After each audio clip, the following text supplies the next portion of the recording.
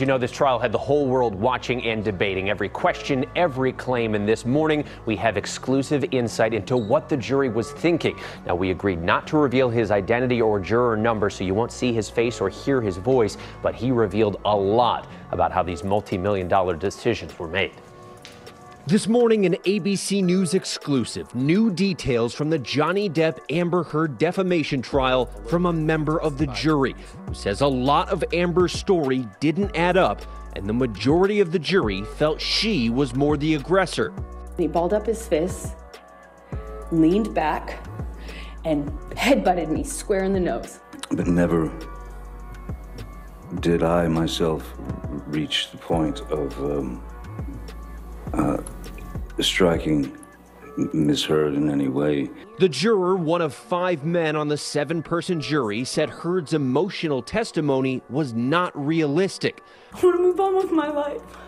The crying, the facial expressions that she had, the staring at the jury, all of us were very uncomfortable. She would answer one question and she would be crying, and 2 seconds later she would turn ice cold. Some of us use the expression crocodile tears. I didn't think he knew what he was doing. I don't know how.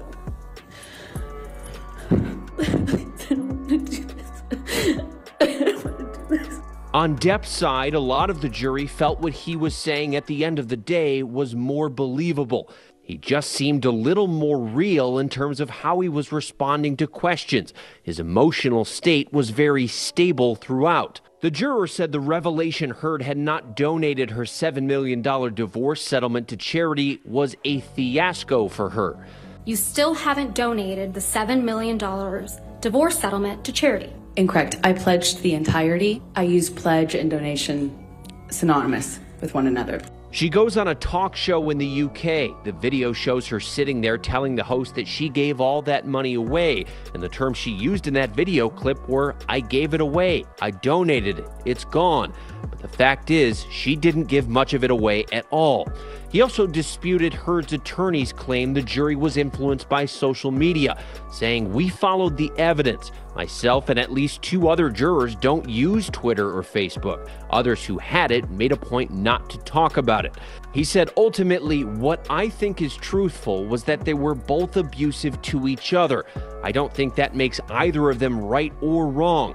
But to rise to the level of what she was claiming, there wasn't enough or any evidence that really supported what she was saying." He added that he believed Johnny did not hit Amber.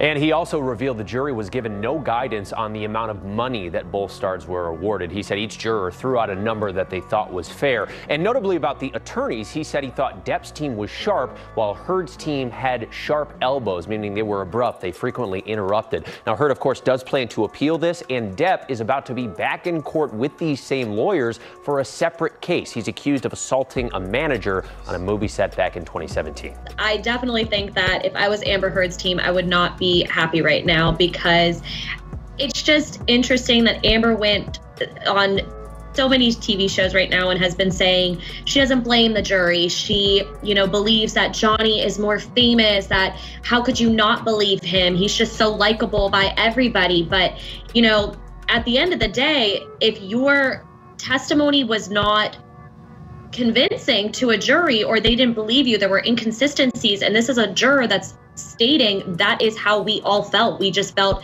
it wasn't genuine. It's not something that you can act or fake trauma. It's not. It has nothing to do with social media. It has nothing to do with his social status, nothing. So it's just a failed argument for her and just another reason for her to want to bring an appeal. At some point you want to do, like, even she testified in her rebuttal case, like, I just want to move on. I just want to be left alone. And she's doing the exact opposite. And she's kind of going on this tour, like, believe me tour, believe me, when the jury has said very loud and clear, we did not believe you. And what happened in that marriage, we don't know. It was obviously tumultuous. It was obviously traumatic, obviously violent. But the jury, the trier of fact, has determined that her version of events was just not believable. And at that point, you do need to move on, and you do want to try to salvage what's left of your career and kind of put this behind you. And so I don't think she's doing herself any favors. And the fact that this particular juror has come out to say very blatantly, you know, we just don't believe you. Just what Melissa said, she just should give up. At this point, it's just, you're trying too hard. The jury has spoken. Using that UK win is not really going to do her any good, I don't think. I think at this point, she's just digging herself in a deeper hole. I think she's trying so hard to at least salvage her career, but she's doing more harm than good. She should just put it behind her and just move on with her life, as she said she wanted to do, and she's not.